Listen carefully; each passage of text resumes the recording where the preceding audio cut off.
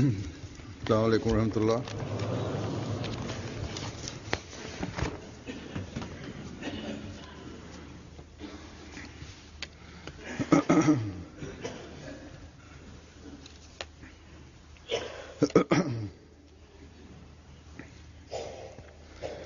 أشهد أن لا إله إلا الله وحده لا شريك له وأشهد أن محمدا عبده ورسوله أما بعد فأعوذ بالله من الشيطان الرجيم بسم الله الرحمن الرحيم الحمد لله رب العالمين الرحمن الرحيم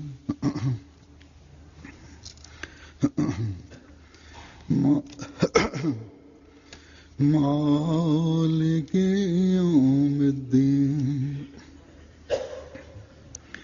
إياك نعبد وإياك نستعين اهدنا الصراط المستقيم صراط الذين أنعمت عليهم غير المغضوب عليهم ولا الضالين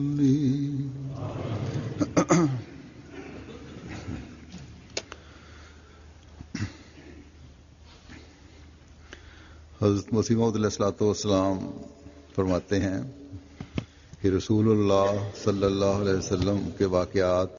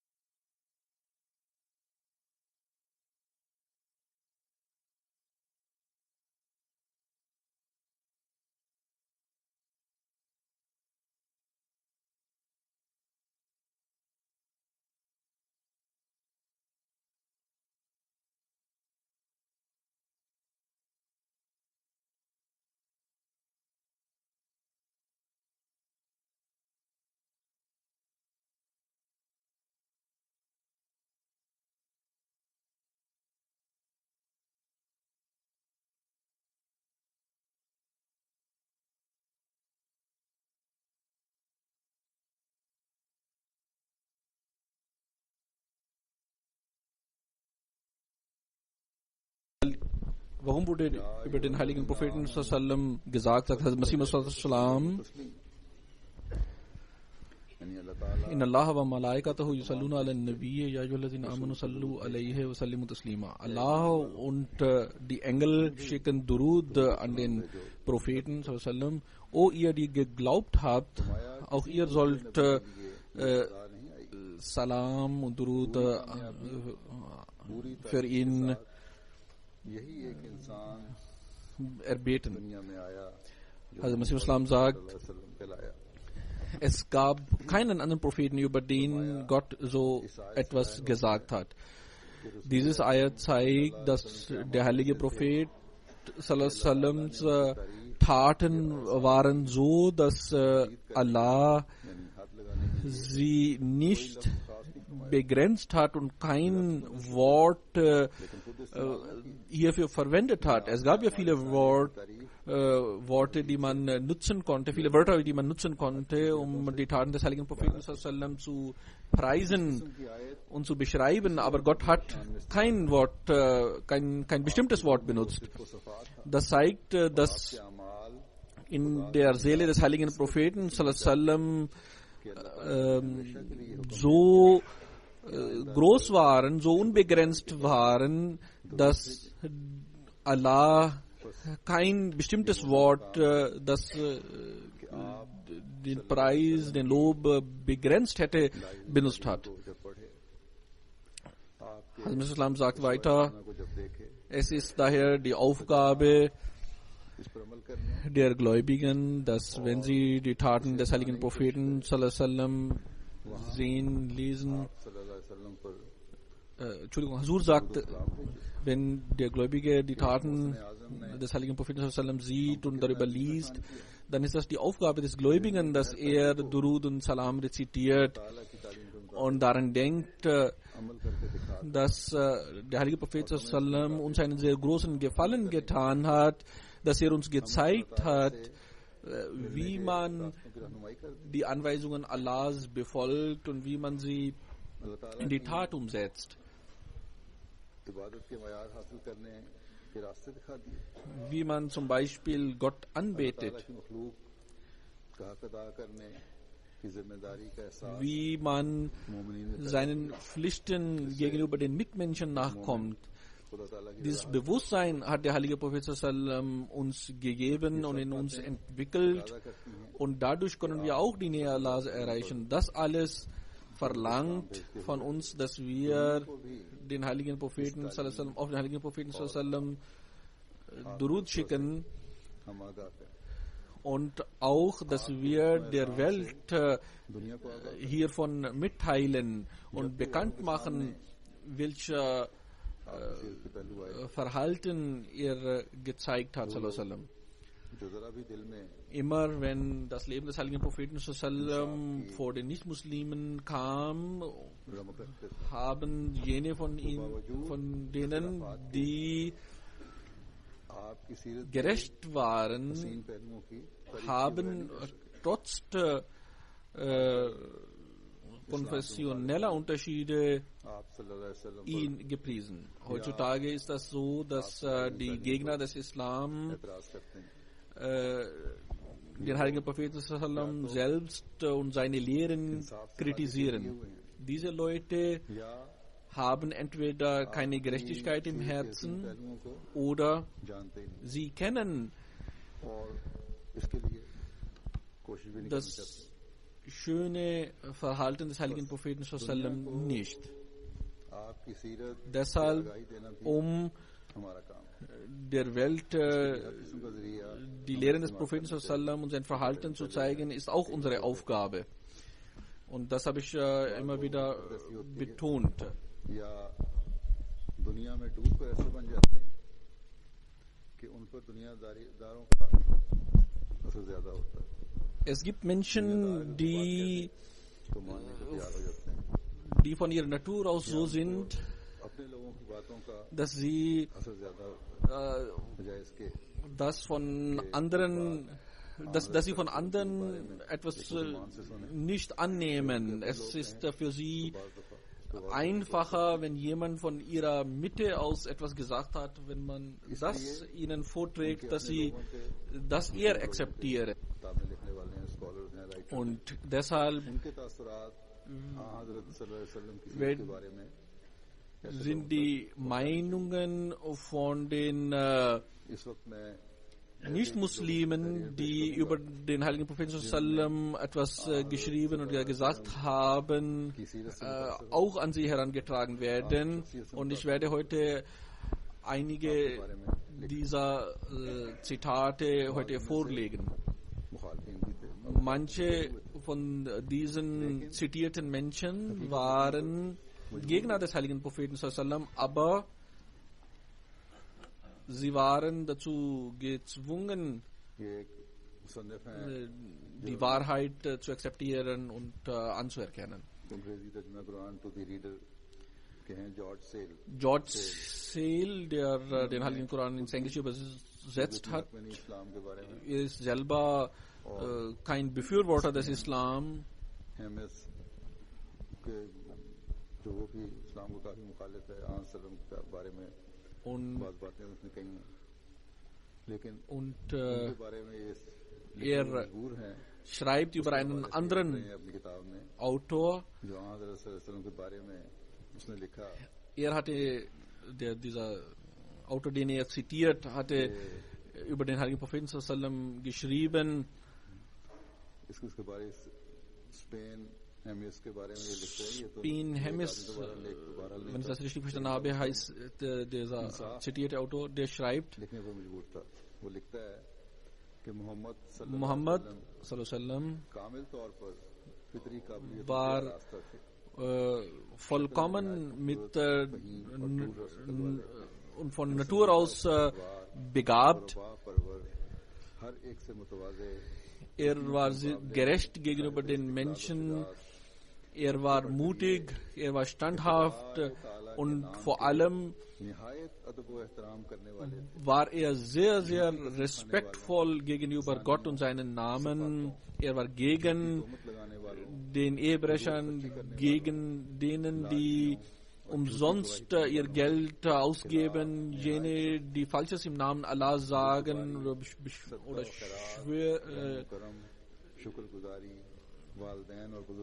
schwören. Er pflegte Allah, also Gott, zu Lobpreisen und so weiter. Und trotz all dieser Sachen hat er aber an anderer Stelle den heiligen Propheten sallam auch kritisiert und verleumdet. Aber auf jeden Fall gibt es eine andere Autorin, Stanley Lane Poole. Sie schreibt, Muhammad sallam, als er in seine Stadt Mekka eintrat und alle Mekkaner verzeihte, war das ein Sieg, dessen Beispiel in der Geschichte der Welt nicht zu finden ist. Dann in dem Buch Outline of History vom Herrn Wales steht, ein Beweis für die Wahrheit des Propheten des Islam ist, dass diejenigen, die ihn am besten gekannt haben, ihn als Erste auch akzeptiert haben. Er war kein Lügner. Es kann nicht verleugnet werden, dass Islam sehr viele gute Eigenschaften in sich trägt. Der Prophet des Islam hat eine Gesellschaft gegründet, in der Ungerechtigkeit und Unbarmherzigkeit keinen Platz finden. Dann schreibt Delesi O'Leary in seinem Buch Islam at the Crossroads, die Geschichte hat gezeigt, dass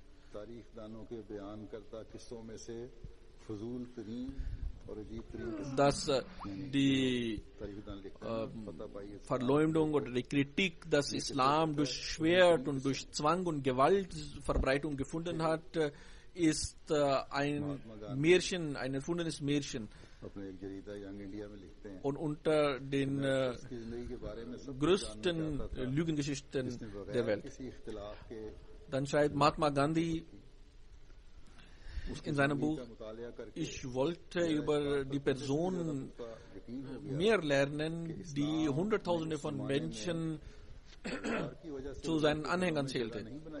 Als ich sein Leben las, war ich davon überzeugt, dass er nicht durch Schwert den Sieg davon getragen hat, sondern sein Erfolg lag darin begründet, dass er standhaft seinen Aufgaben sich gewidmet hat und vollkommenen Vertrauen in seine Mission hatte und er dafür auch unermüdlich gearbeitet hat. Das waren die Eigenschaften, die ihm zum Sieg verhalfen. Als ich das Buch zu Ende gelesen hatte, war ich traurig darüber, dass das Buch bereits zu Ende gewesen ist. Dann schreibt Lieutenant General Beckett, wenn ich das richtig gehört habe, der 1986 gestorben ist. Er schreibt in seinem Buch,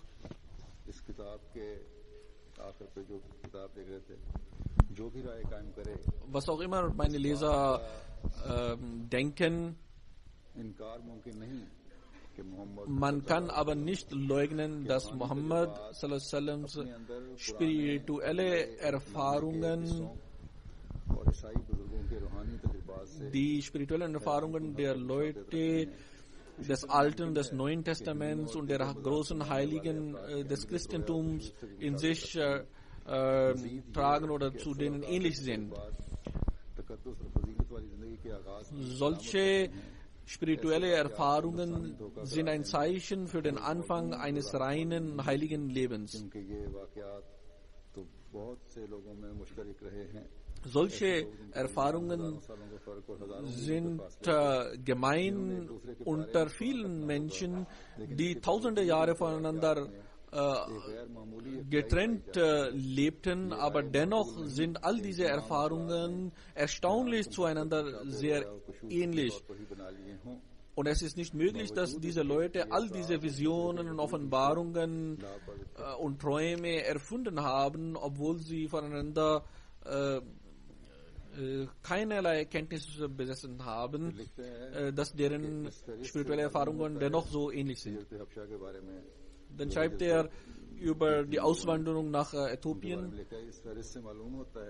Es zeigt, die Liste der Auswanderer zeigt, dass alle Leute, die darunter gezählt werden, jene Menschen sind, die Muslime geworden waren und der Prophet mit nur wenigen Leuten in Mekka zurückgeblieben war. Und das ist etwas, was beweist, dass er das höchste Niveau in Standhaftigkeit und an Gottvertrauen erlangt hatte. Denn John Davenport schreibt in seinem Buch, nach 4 Jahre nach dem Tod von Justinius wurde ein Mensch in Mekka geboren, der die Menschheit am meisten beeinflusst hat, und dieser Mensch hieß Muhammad sallallahu alaihi wasallam. Und manche europäische Autoren bezeichnen ihn als Lügner, aber Muhammad sallallahu alaihi wasallam hatte solche Eigenschaften in sich, dass er das Schicksal mehrerer Völker bestimmt hat.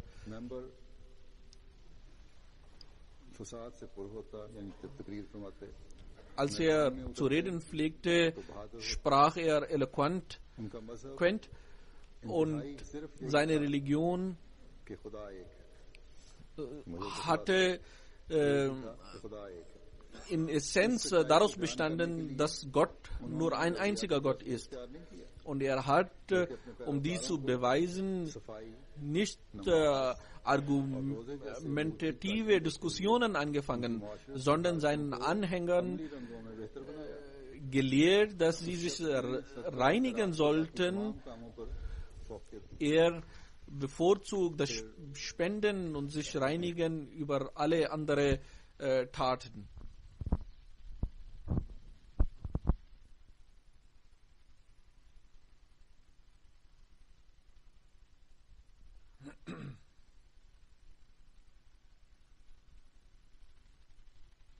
Dann schreibt er bekam die Gelegenheit, die nur wenige Menschen erhalten. Er war der am besten geeignetste Mensch seiner Zeit. Er hatte das Organisationstalent, er hatte Gottvertrauen und er war zutiefst davon überzeugt, dass er von Gott gesandt worden ist. Hätte er diese Eigenschaften nicht gehabt, so wäre ein großes Kapitel in der Geschichte der Menschheit nicht geschrieben worden.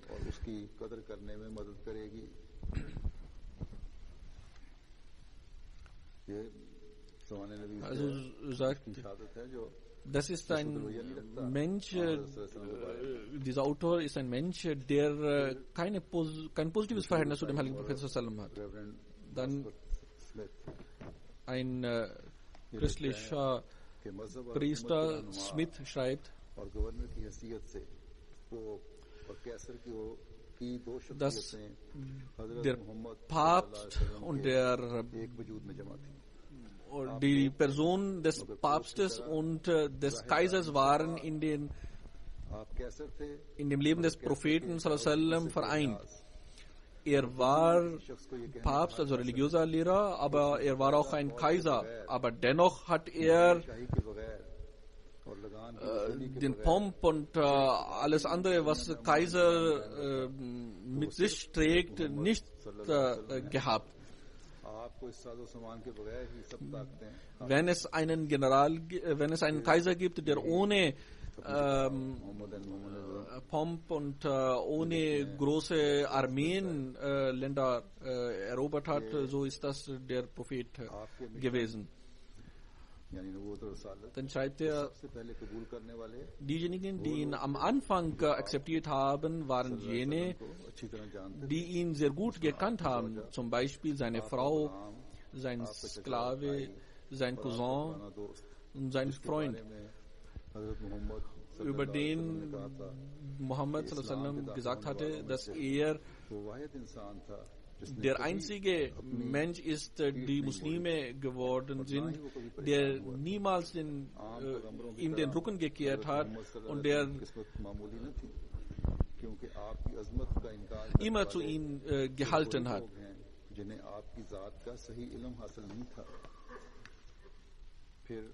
Dann Bosworth schreibt weiter an einer anderen Stelle, jene Traditionen, die Muhammad sallam verbietete, die hat er nicht nur verboten, sondern ausgetilgt.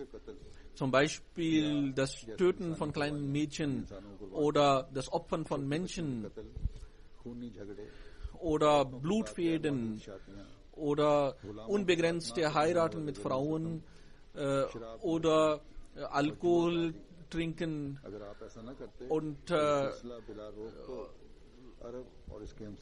unbarmherziges Verhalten zu den Sklaven. Hätte er diese Sachen nicht verboten und vertilgt, so wären sie immer noch heute in der Welt vorherrschend gewesen. Dann schreibt er an einer anderen Stelle, er hat all das bewirkt, was man nicht bewirken kann, ohne dass man tiefen Glauben an sich und an seine Mission hat.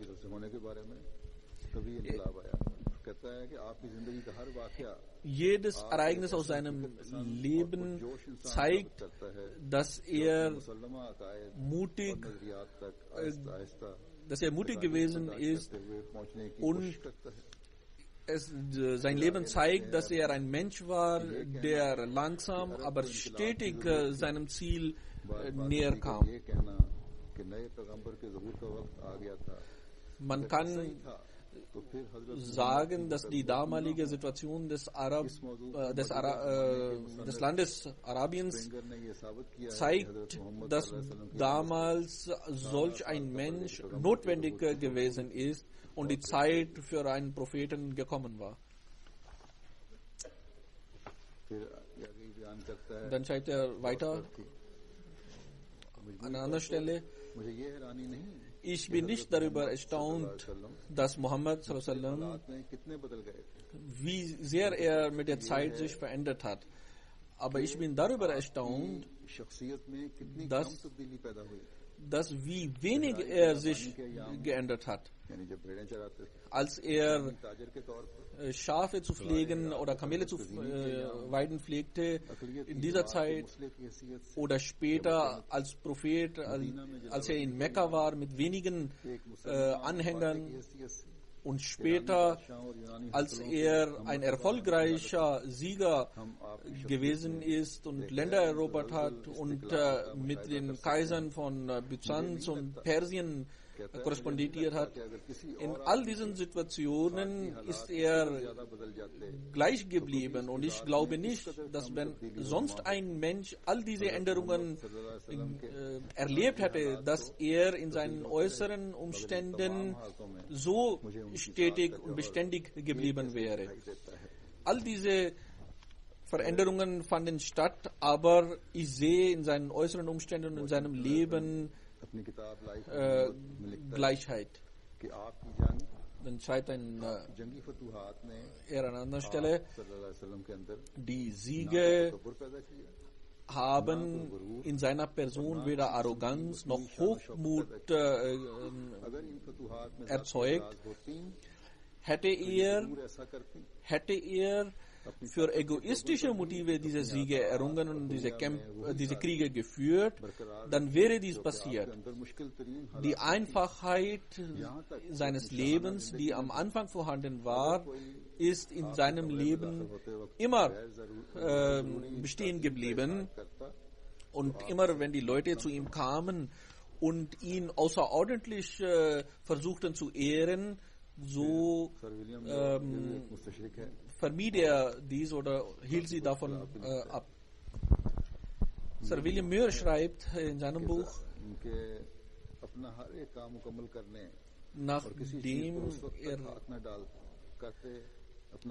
dass der Prophet seine Aufgaben zu Ende zu machen pflegte und er nichts anzufangen pflegte, was er auch nicht zu Ende führen wollte. Wann er auch immer sich zu einer Richtung oder zu einem Menschen zu wenden pflegte, so wendete er sich nicht halb zu ihm, sondern ganz. Wenn er jemandem die Hand gab, so pflegte er seine Hand nicht zurückzuziehen.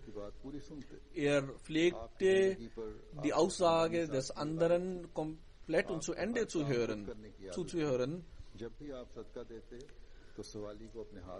Wenn er etwas spendete, jemandem etwas gab, so pflegte er dies mit seiner eigenen Hand zu geben. Er pflegte zu Hause seinen Frauen zu helfen.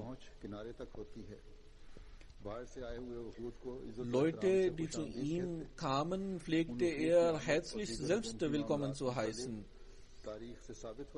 Die Geschichte zeigt, dass Muhammad ein fähiger Regent gewesen ist. Und das Erstaunlichste ist, dass er nicht mal schreiben konnte. Ich schreibe dann weiter an einer anderen Stelle. Er hatte einen sehr guten Charakter. Er pflegte seine geringsten Diener zu beachten und um sie zu kümmern. Er war sehr demütig und durch diese Eigenschaften pflegte er die Menschen in seiner Umgebung für sich zu gewinnen. Wenn er eine Einladung bekam und dieser Einladung nicht folgen konnte, so pflegte er still zu sein. Er verachtete keine Einladung und alle, die zu ihm kamen, dachten, dass sie die wichtigsten seiner Gäste sind.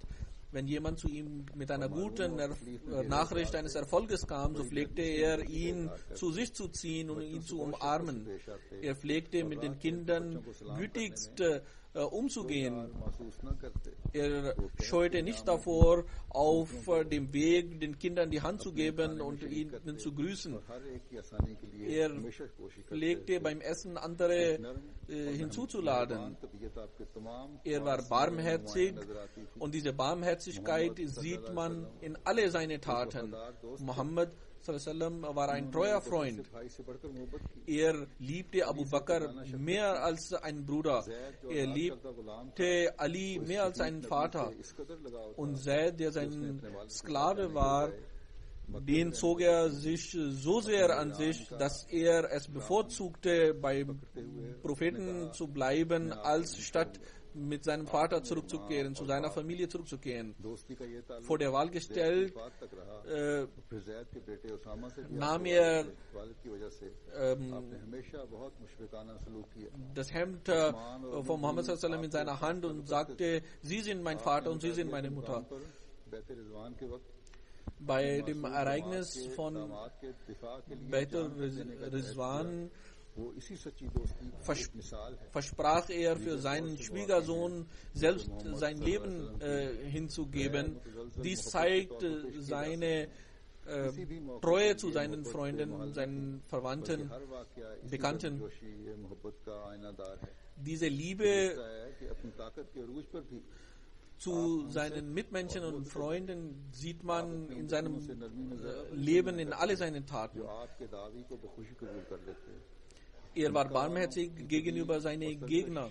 Die Mekkaner hatten lange Zeit ihn verfolgt und es hätte dazu führen müssen, dass der Sieger von Mekka sie hart bestraft hätte. Aber ausgenommen einige wenige verzeihte er sie alle. Alle ihre Ungerechtigkeit und Verfolgung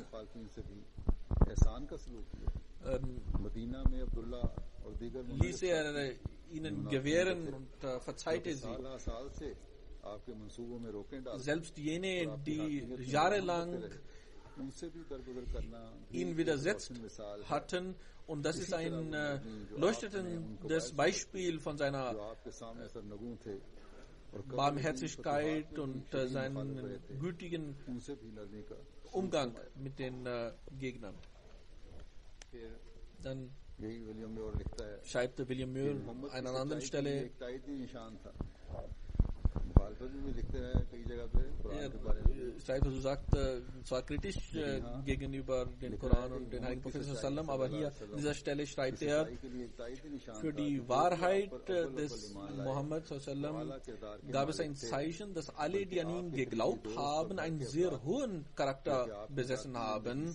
Seine nahen Verwandte und seine engsten Freunde haben an ihn geglaubt und diese Leute kannten seinen Charakter und sein Leben und wussten alle seine Charakterstärken und Schwächen.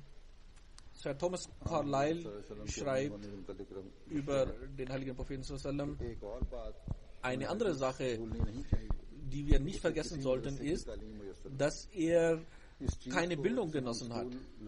Das, was wir Schule nennen, das hat er nicht genossen. Die Araber wussten nicht, wie man schreibt. Es sieht so aus, dass es richtig ist, dass Muhammad sallam selber nicht schreiben konnte. Alle seine schulische Leistungen sind seine Erlebnisse in der Wüste. Durch diese Umgebung hatte er nicht viel, aus dieser Umgebung hatte er aber nicht viel lernen können. Damals in der arabischen Wüste gab es auch keine Bücher. Er besaß kein Wissen außer mündlich tradierte Geschichten. Und alle Wissenschaften und Wissensgebiete, die in den Büchern niedergeschrieben wurden, existieren für ihn nicht.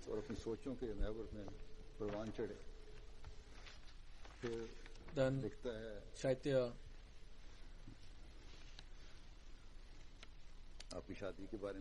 über das Eheleben des Heiligen Propheten. Wie wurde er Partner von Khadija radhiyallahu anha? Wie ist das für ihn möglich gewesen? Dies machte er mit äußerster Wahrheit und Fleiß. Dies führte dazu, dass Khadija radhiyallahu anha ihm gegenüber dankbar gewesen ist. Die Geschichte der Heirat dieser beiden Menschen ist eine sehr schöne Geschichte. Muhammad sallam war damals 25 Jahre alt und Khadija radhiyallahu anha war bereits 40. Es sieht so aus, dass er mit dieser Frau ein erfülltes Leben verbracht hat.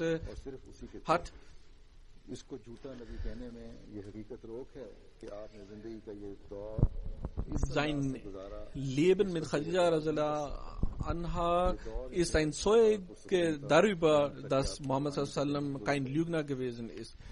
Er verbrachte seine ganze Jugend mit ihr und war ihr treu und war sehr in seiner Beziehung sehr liebvoll हम लोगों zu यानी ihr. ईसाइयों में Er schreibt dann weiter, जो ये बात unter मशहूर है uns, also कि den मोहम्मद Christen, सल्लल्लाहु अलैहि वसल्लम ist weit verbreitetes Vorurteil vorhanden, dass Muhammad sallam ein Lügenprophet gewesen ist, Nauzubillah, एक तोदा है und dass seine Religion nur गलत ठहरती जाती हैं eine Erfindung ist. जो झूठ बातें मुतअस्सिब ईसाइयों ने Diese झूठ बातें मुतअस्सिब ईसाइयों ने इस इंसान Vorurteile sind an sich falsch und Lügen. इल्जाम कतन हमारी Und diese बायस और जो बातें इस इंसान Lügen und diese falsche जुबान से निकाली थी Kritik 1200 बरस से 18 müssen wir zurückweisen, जो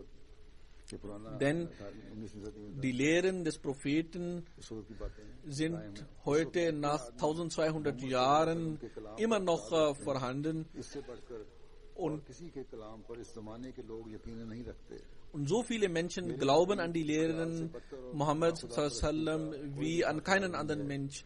Und ich denke, यानी ये बिल्कुल गलत चीज है dass es nicht möglich ist, dass ein Lügenprophet solche Lehren so weit verbreiten kann.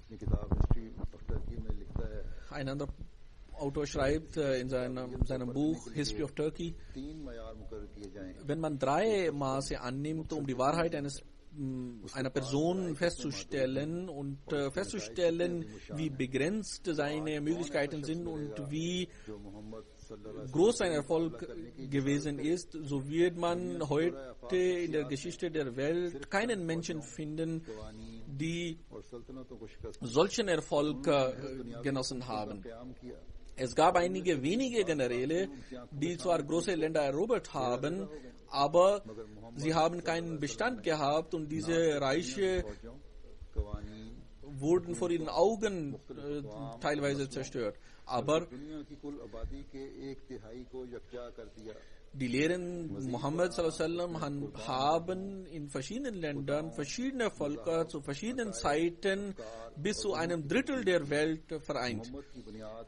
सल्लल्लाहु अलैहि वसल्लम Muhammad sallam hat nur eine Basis gehabt und das war ein einziges Buch, nämlich der Koran. एक रूहानी तशख्खुस से नवाजा Und durch dieses Buch hat er jedem Menschen, der an ihn geglaubt hat, eine Identität gegeben. Er war ein Philosoph, er war ein Prophet, er war ein Anwalt, er war ein Krieger, er war ein General, अकली तालीमात की तजदीद करने वाला er war ein Lehrer, ज़ाहिरी हुकूमतों er और एक hat रूहानी हुकूमत को कायम करने वाला Dutzende इंसानियत weltliche Reiche und ein religiöses Reich gegründet. सल्लल्लाहु अलैहि वसल्लम से बढ़कर Ist es möglich, dass jemals ein Mensch in der Welt gelebt hat, der noch mehr geleistet hat als Muhammad sallam?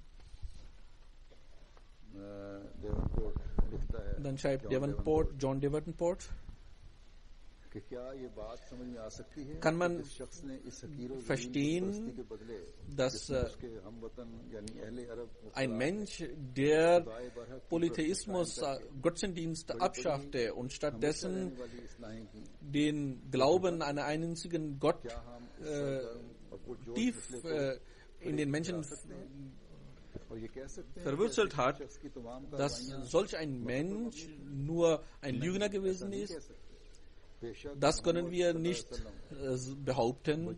Es ist kein Zweifel darin, dass Muhammad sallam से इस्तिकलाल के साथ diesen Sieg नज़ूल वही से nicht आखिर दम तक davon getragen hat, außer सकते थे durch tiefen Glauben an seiner और जो उनसे बहुत Mission रखते थे und durch seine Lehren, durch seinen Charakter. का शुबा नहीं Selbst jene, die फिर लिखता है eng bei ihm waren, haben niemals Zweifel an seine Ehrlichkeit ये gehabt. बात यकीनी तौर पर कामिल सच्चाई के साथ कही जा सकती Dann है sagt er, man kann in der Tat कि अगर मगरबी शहजादे sagen, Mujahideen dass wenn westliche Asia के Prinzen हुक्मरान हो गए होते तो मुसलमानों के साथ statt den Muslimen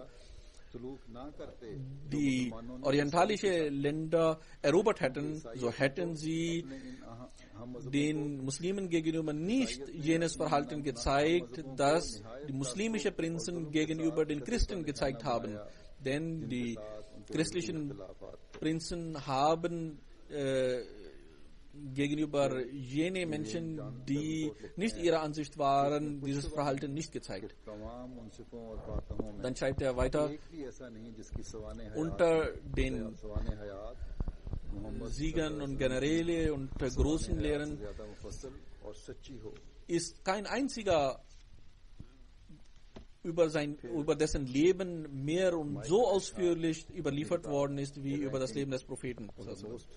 Dann schreibt Michael Hart in seinem Buch über die The Most 100 Influential People in the History, ich habe den Namen Muhammad sallam an erster Stelle gewählt und vielleicht werden einige Leser darüber erstaunt sein und danach fragen, aber er ist der einzige Mensch in der Weltgeschichte, der sowohl in der religiösen Sphäre als auch in der weltlichen Sphäre den größten Sieg errungen hat. Wenn man sieht, wie Muhammad sallam die Menschen beeinflusst hat, so sieht man, dass auch Islam seine Anhänger zutiefst beeinflusst hat. Und deshalb ist es auch ersichtlich, dass die große Anführer der Religionen im Koran mit Respekt behandelt werden. Und wenn man die Weltbevölkerung sieht, so findet man, dass etwas so und so viele Millionen Menschen dem Islam anhängen. Und deshalb würden sie vielleicht fragen, warum Jesus nicht ihm vorgezogen worden ist. Aber ich denke, dass Muhammad sallam einen noch größeren Einfluss gehabt hat, denn Jesus hat zwar die Menschen beeinflusst, aber das Christentum ist durch St. Paulus insbesondere beeinflusst und verbreitet worden. Dann schreibt er, dahingegen ist das so, dass im Islam alle Lehren auf Muhammad sallam selbst zurückzuführen sind. Und er ist es, der diese Religion selbst gestaltete und auch die Religion befestigte und verbreitete. Und das Buch, nämlich Koran, hat er auch selbst geschrieben. Er hat es natürlich so geschrieben, sagt Hazur, aber er schreibt weiter. Er sagt, dass der Koran ihm von Gott offenbart worden ist. Und der größte Teil von diesem Koran ist in seinem Leben niedergeschrieben worden und bald nach seinem Tod fand es auch seine Verbreitung. Deshalb widerspiegelt der Koran das Leben des Propheten und seine Lehren wieder, wohingegen die Lehren von Jesus nicht auf diese Art versammelt worden sind. Die Muslime betrachten den Koran genauso wie die Christen die Bibel. Und auf diese Weise hat Muhammad sallam direkt und unmittelbar die Menschen beeinflusst. Und ich denke sogar, dass Muhammad sallam die Menschen noch mehr beeinflusst hat als Jesus und St. Paulus zusammen.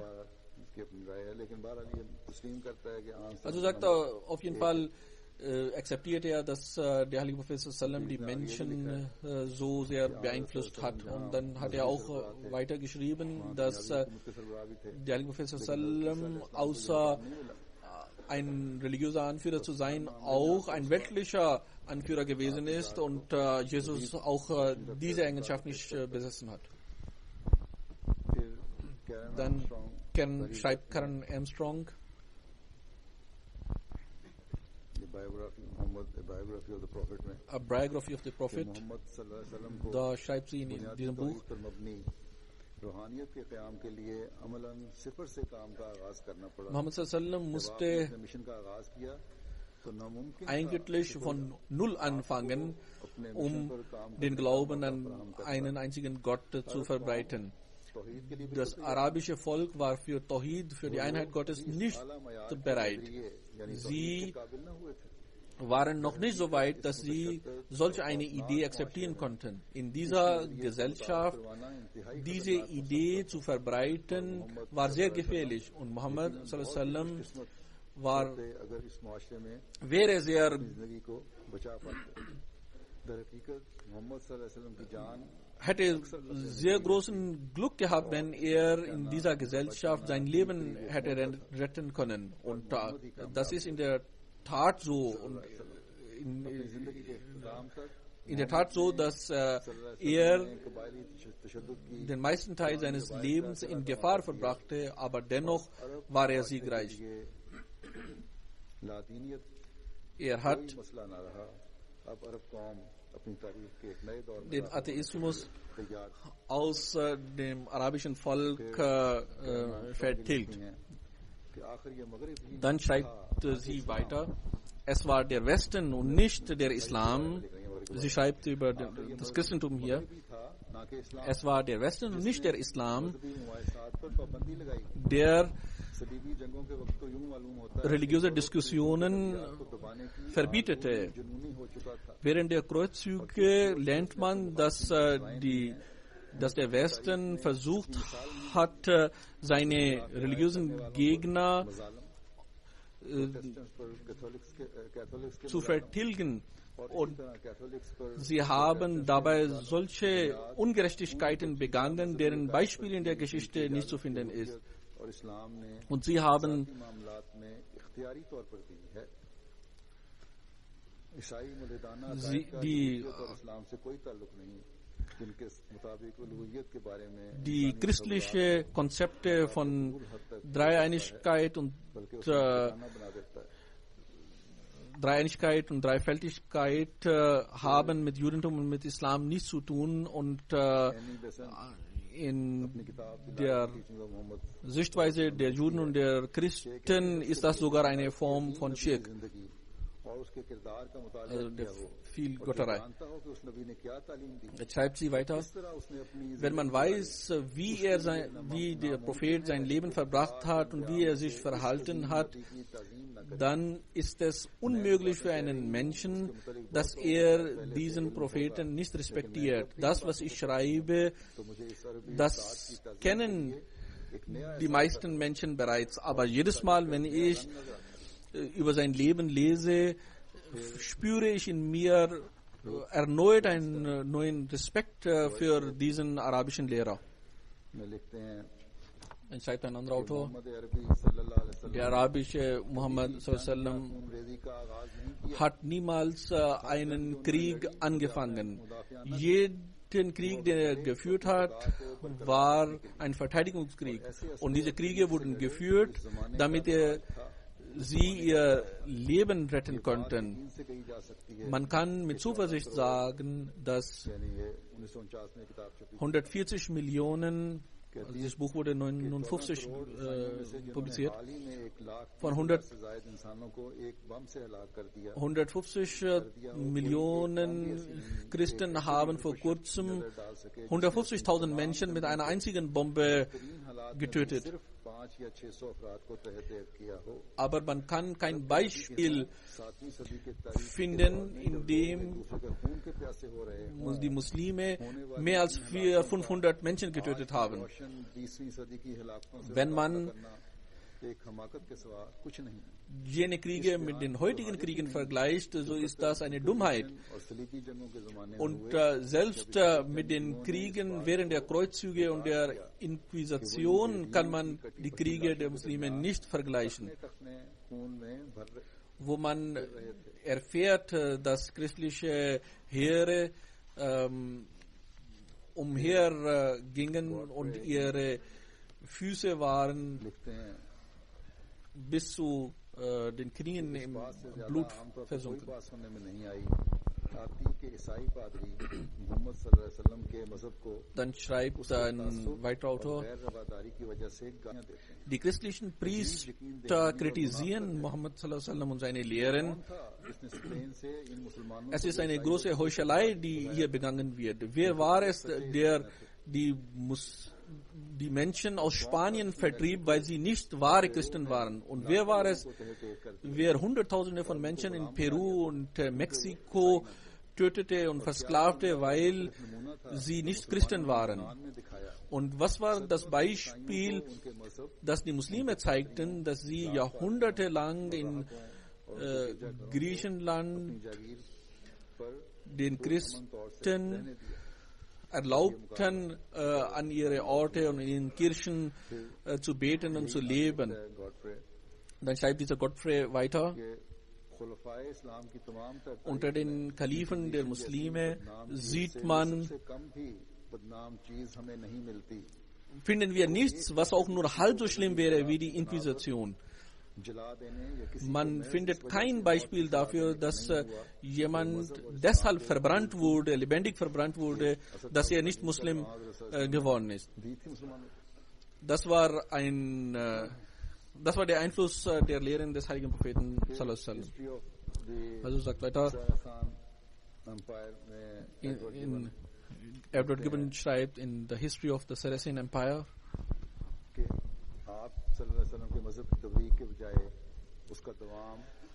Muhammad sallallahu alaihi wasallams Lehre, dass sie immer noch vorhanden ist, versetzt uns in Erstaunen.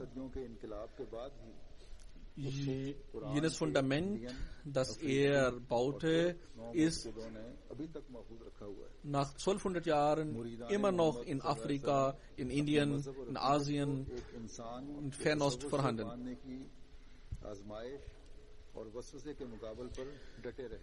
Die Anhänger Mohammeds sind auf dem Islam standhaft geblieben. Die Essenz der muslimischen Lehre ist, dass ich an einen einzigen Gott glaube und an den Gesandten Gottes. Das Konzept vom Gott ist in den Ansichten der Muslime mit der Zeit nicht verändert worden, ist nicht zum Götzendienst, hat nicht zum Götzendienst geführt. Und die lebendigen Aussagen des Propheten sallam, behalten den Verstand und das Verhalten der Muslime. Also sagt er, möchte damit andeuten, dass es nicht so passiert ist wie im Christentum, wo die Leute einen Menschen zum Gott angenommen haben. Also sagt, wir hoffen, dass die Menschen zu dem heiligen Propheten sallam kommen, der Retter der Menschen ist nur und nur der heilige Prophet sallam. Und jeder, der gerecht ist, der wahrhaftig ist, auch wenn er ein Nicht-Muslim ist, so wird er zu dem gleichen Ergebnis kommen, so wie ich das Ihnen vorgetragen habe, und es gibt unzählige weitere. Die früheren Propheten sind als wahrhaftig zu erkennen, wenn man den heiligen Propheten sallam befolgt. Das ist der Rang von Khatam al-Nabiyyin, das jeder Ahmadi in der Welt verkünden soll. Und ich möchte auch in diesem Zusammenhang sagen, dass seit gestern in Rabwa seit gestern gibt es in Rabwa Khatm al-Nubuwwat-Konferenz, und der politische Aussagen gemacht werden und die Ahmadis und Hazrat Masih Muslim werden beschimpft werden und sonst nichts Sinnvolles wird dort geschehen. Und das alles passiert in dem Namen von Khatm al-Nubuwwat und der Liebe zu dem heiligen Propheten sallallahu alaihi wasallam. Möge Gott diese Leuten Vernunft geben und die glauben, die verkünden dadurch Khatm al-Nubuwwat.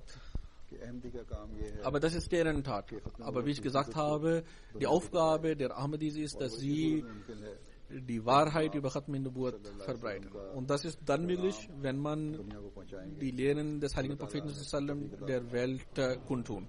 Möge Allah uns dazu befähigen. 2 हफ्ते पहले Vor 2 Wochen के खुतबे में habe ich in der Khutbah, also am 21. September, hatte ich auch die के बारे में भी जिक्र किया था. Anwälte, खुला इकट्ठे हों, लेकिन über die Anwälte gesprochen, dass sie zusammentreffen. इकट्ठे होते हैं कि नहीं, Ich weiß nicht, ob die muslimische Anwälte das machen oder nicht, aber die Ahmadi शुरू किया है. Anwälte haben etwas angefangen, auch in Pakistan, मजहबी जज्बात का ख्याल wie man और आज़ादी Respekt gegenüber religiöse Gefühle के बारे में und über die Grenzen der Meinungsfreiheit, was man da machen kann. मदद किया जा सकता है.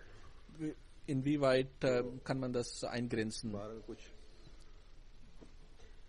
बातें इकट्ठी की हैं, Es कुछ sind पॉइंट्स सुनाए हैं. einige Punkte zusammengetragen worden in verschiedenen Ländern.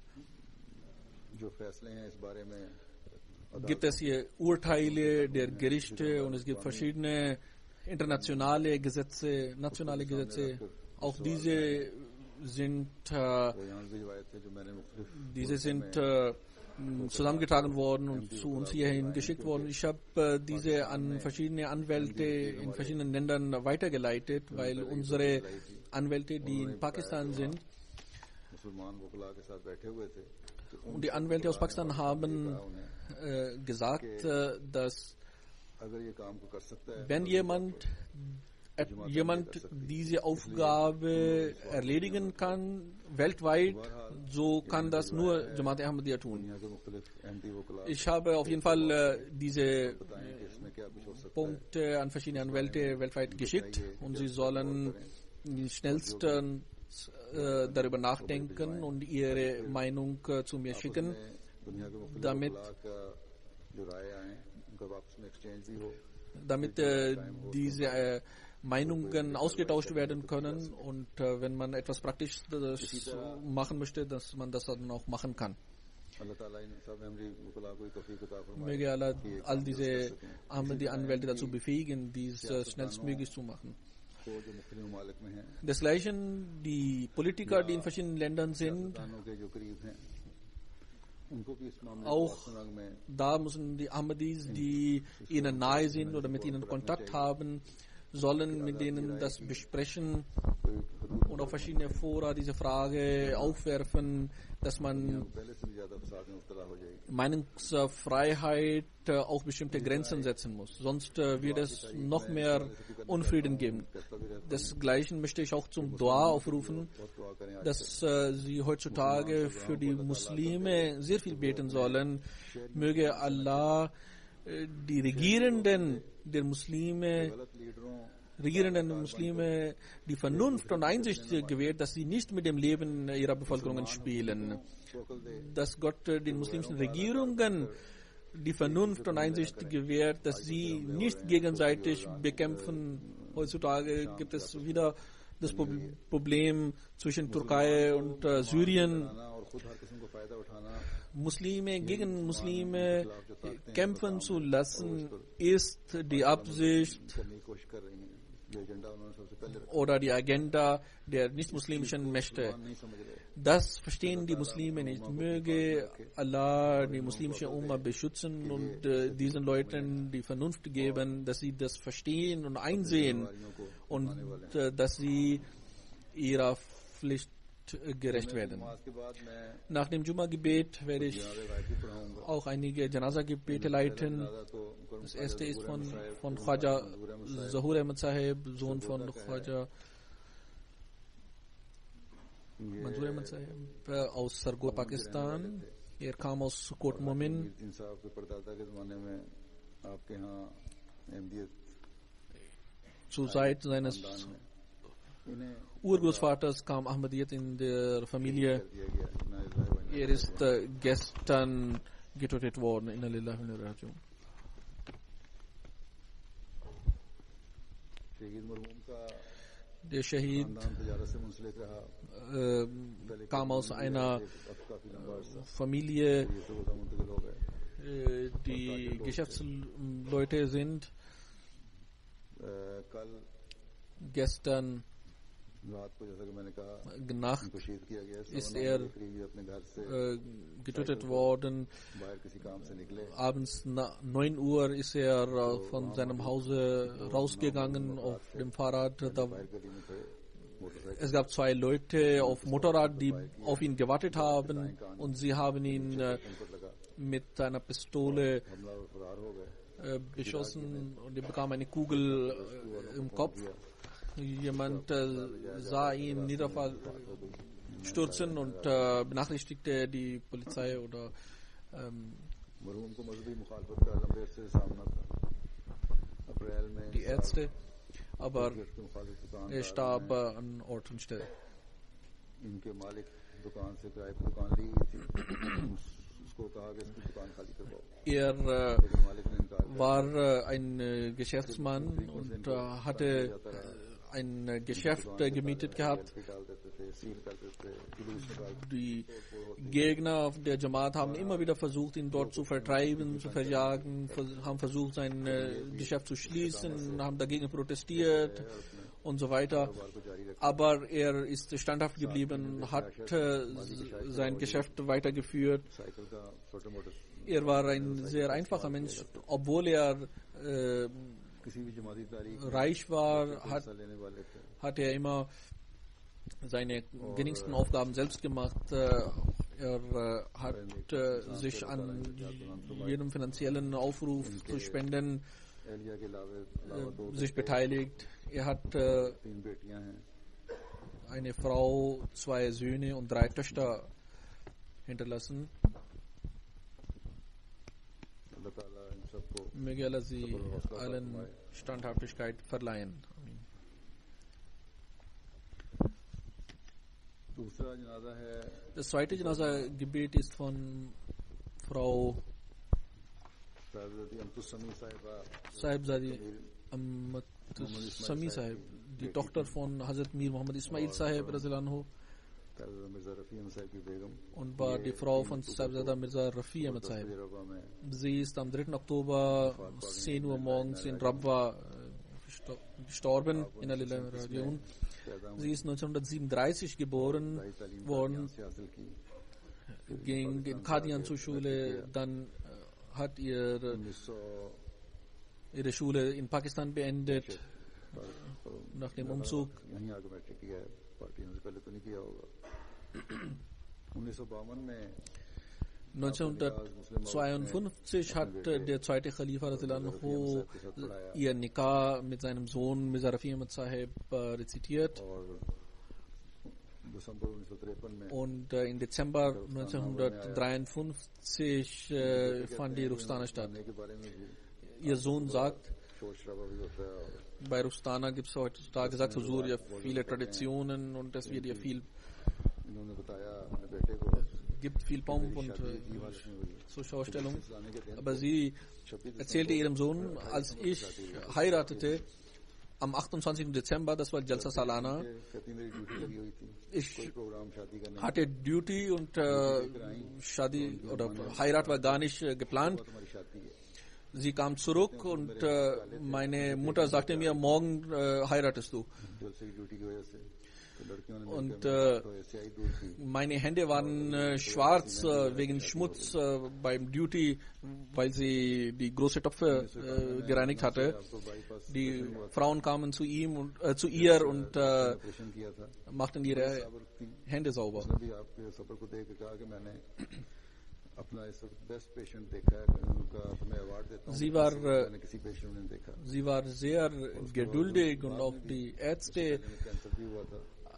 haben zu ihr gesagt, dass sie nie solche Patienten gesehen haben, die so geduldig waren. Sie hat auch Krebs gehabt früher mal. खासतौर पर बहुत किया करती थी। Auch damals haben die Ärzte das Gleiche zu ihr gesagt. जलसे की ड्यूटियां बकायदा देती रही। Sie hat lange Zeit मानो के bei der Jalsa Salana Aufgaben wahrgenommen. फिर मुलाजमों से बड़ा उसने स्वीप था इनका।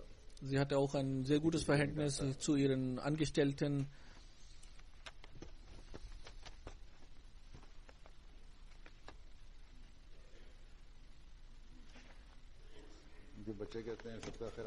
Ihre Kinder sagen, dass sie auch in finanzielle Opfer sehr vorbildlich gewesen ist und sie hat oft gespendet, ohne dass wir davon etwas gewusst haben. Sie hat so einen kleinen Koran bei sich gehabt und den hat sie immer rezitiert, gelesen. Sie hat auch eine enge Beziehung zu Khilafat und hat auch ihren Kindern das Gleiche gesagt. Möge Allah ihre Ränge erhöhen und ihren Kindern befähigen, ihre guten Eigenschaften fortzusetzen. Das dritte Janaza-Gebet ist von Chaudhry Khalid Ahmed Sahib, der Sohn von Chaudhry Muhammad Sharif Sahib aus Sahiwal. Er ist am 20. September in Deutschland nach einem Unfall gestorben. 1933 ist er geboren worden. Sein Vater war ein Sahabi, Gefährte von Hazrat Masih Maud Islam. Er war lange Zeit auch Amir Jamaat von Sahiwal. Sein Großvater war derjenige, der beim Kauf des Gebietes von Rabwa wichtige Dienste geleistet hat. Auch hier in UK gibt es Verwandten. War in Karachi. Er war Mitglied von Qazaa Board. Er war auch Director von Fazl Umar Foundation. Auch in Qazaa Board. Auch ich hatte die Gelegenheit, dort zu arbeiten. Er war mit Gottes Gnade jemand, der gute Entscheidungen getroffen hat. Er hatte eine enge Beziehung zu Khilafat, war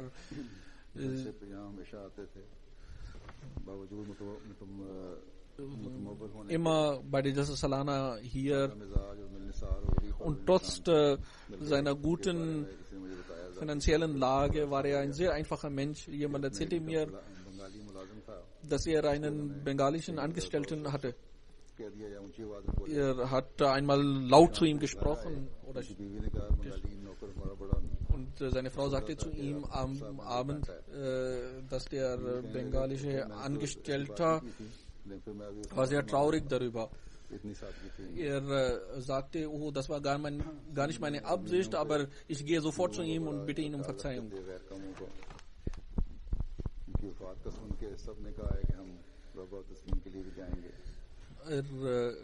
Aus der Umgebung, wo er gelebt hat, hat er gutes Verhältnis zu den Einwohnern gehabt und sie haben auch ihre Absicht verkündet, nach Rabwa zu gehen, um an seinem Janaza-Gebet teilzunehmen. Er pflegte auch seinen Managern zu sagen, dass sie das Gehalt den Ehefrauen der Angestellten auszahlen sollen, weil diese Leute ihren Ehefrauen nicht das Geld geben. Er kümmerte sich sehr um seine Mitarbeiter. Er hatte auch viele Waisen unterstützt, aber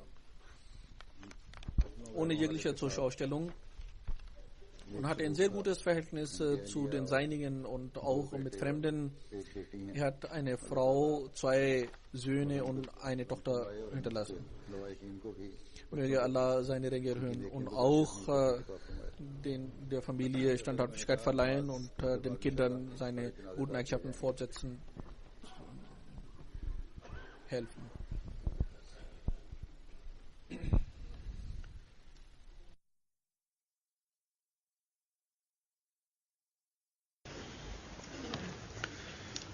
الحمد لله نحمده ونستعينه ونستغفره ونؤمن به ونتوكل عليه ونعوذ بالله من شرور أنفسنا ومن سيئات أعمالنا من يهده الله فلا مضل له ومن يضلل فلا هادي له ونشهد أن لا إله إلا الله ونشهد أن محمدا عبده ورسوله عباد الله رحمكم الله إن الله يأمر بالعدل والإحسان وإيتاء ذي القربى وينهى عن الفحشاء والمنكر والبغي يعظكم لعلكم تذكرون اذكروا الله يذكركم وادعوه يستجب لكم ولذكر الله أكبر